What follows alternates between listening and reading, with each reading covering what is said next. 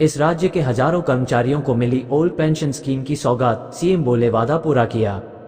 नई पेंशन योजना के खिलाफ देश के विभिन्न राज्यों के हजारों सरकारी कर्मचारी विरोध प्रकट कर रहे हैं। हालांकि कांग्रेस शासित एक राज्य ने अपने 13,000 कर्मचारियों को ओल्ड पेंशन स्कीम की सौगात दी है।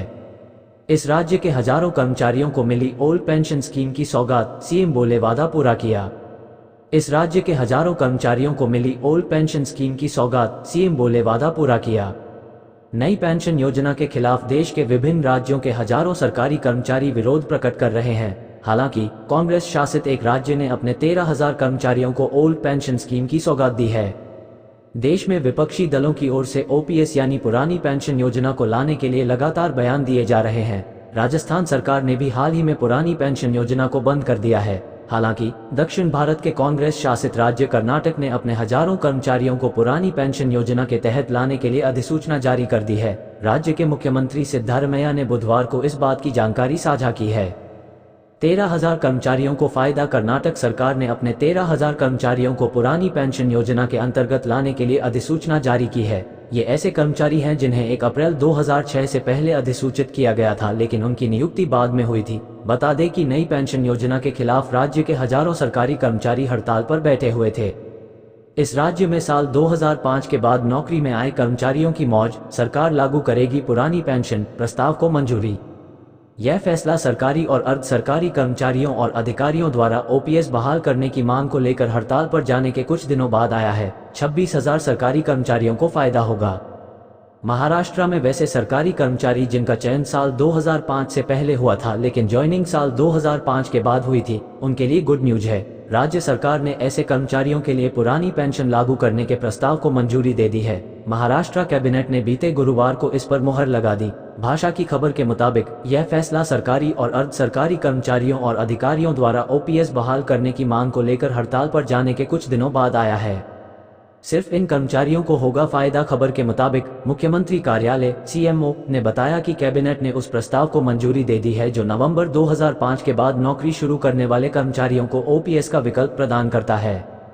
महाराष्ट्र सरकारी कर्मचारी परिसंघ के महासचिव विश्वास काटकर ने कहा कि कैबिनेट के फैसले से उन 26,000 सरकारी कर्मचारियों को फायदा होगा जिनका चयन नवंबर 2005 से पहले हुआ था लेकिन उन्हें नियुक्ति पत्र बाद में मिला। इस फैसले से सिर्फ राज्य सरकार के इन 26,000 कर्मचारियों को ही फायदा होगा। 2 महीनों में जरूरी डॉक्यूमेंट्स जमा करने के निर्देश सरकार की तरफ से लिए। इस फैसले के बाद कैबिनेट ने इन 26,000 कर्मचारियों को 6 महीने के भीतर ओपीएस और नई पेंशन योजना के बीच चुनाव करने और अगले 2 महीनों में संबंधित डॉक्यूमेंट अपने विभागों में जमा करने के लिए कहा है। पुरानी पेंशन को लेकर आरबीआई ने चेताया था। पुरानी पेंशन को लागू करने के मुद्दे पर कुछ समय पहले ही रिजर्व बैंक ऑफ इंडिया ने राज्यों को सलाह दी थी कि वह पुरानी पेंशन स्कीम को बहाल करने के बारे में न सोचें। केंद्रीय बैंक ने कहा था कि इससे उनका खर्च कई गुना बढ़कर सहनसीमा के बाहर चला जाएगा। आरबीआई ने अपनी रिपोर्ट में नसीहत दी कि जनता को लुभाने वाले वादों के चलते उनकी वित्तीय सेहत प्रभावित होगी। सरकार के लिए ओपीएस बहुत नुकसानदेह साबित हो सकता है। सिक्किम के मुख्यमंत्री प्रेम सिंह तमांग ने गुरुवार को कहा कि उनकी सरकार 2024 में होने वाले विधानसभा चुनाव से पहले राज्य के प्रत्येक घर के एक सदस्य को रोजगार प्रदान करेगी। सिक्किम क्रांतिकारी मोर्चा एसकेएम के अध्यक्ष तमांग ने महिलाओं और राज्य सरकार के कर्मियों को लुभाने के लिए कई अन्य रियायतों की भी ऐलान किया। उन्होंने नामची जिले के रोलू में एक सभा को संबोधित करते हुए कहा, हम 2024 में विधानसभा चुनाव से पहले प्रत्येक घर के एक सदस्य को रोजगार प्रदान करेंगे। हर तिमाही में 1 सिलेंडर मुफ्त दिया जाएगा। मुख्यमंत्री ने कहा कि राज्य में पुरानी पेंशन योजना ऑप्स बहाल की जाएगी जिससे राज्य सरकार के लगभग 50,000 सेवारत एवं रिटायर्ड कर्मचारियों और अधिकारियों के लाभान्वित होने की उम्मीद है। नई पेंशन योजना के विपरीत किसी सरकारी कर्मचारी को ऑप्स के तहत अपने वेतन के किसी भी हिस्से का योगदान देने की जरूरत नहीं है।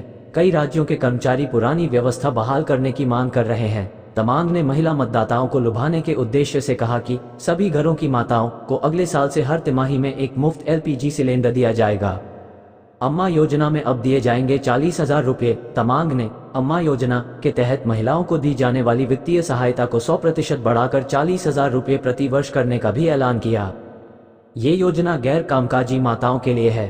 मुख्यमंत्री ने जोरेथांग मेली राजमार्ग पर स्थित पिकनिक स्थल रोलू में एक सभा को संबोधित करते हुए ये घोषणाएं की। यह वही स्थान है जहां सिक्किम डेमोक्रेटिक फ्रंट के तत्कालीन बागी विधायक तमांग ने पूर्व मुख्यमंत्री पवन कुमार चामलिंग द्वारा सरकार में उन्हें जगह नहीं दिए जाने के बाद 2009 में आज ही के दिन अपने समर्थकों के साथ एक पिकनिक पार्टी के दौरान पूर्वोत्तर राज्य में परिवर्तन लाने का आह्वान किया था। एसकेएम में शामिल हुए पूर्व फुटबॉलर निर्मल छेत्री सत्तारूढ़ सिक्किम क्रांतिकारी मोर्चा एसकेएम इस दिन को रोलू दिवस के रूप में मनाता है और पार्टी नेताओं, कार्यकर्ताओं और समर्थकों के लिए हर साल पिकनिक पार्टी का आयोजन करता है। इस बीच पूर्व अंतर्राष्ट्रीय फुटबॉलर निर्मल छेत्री तमांग की मौजूदगी में एसकेएम में शामिल हुए। 33 वर्षीय छेत्री ने कहा कि वह तमांग के नेतृत्व में सिक्किम में हो रहे बदलाव से प्रभावित है।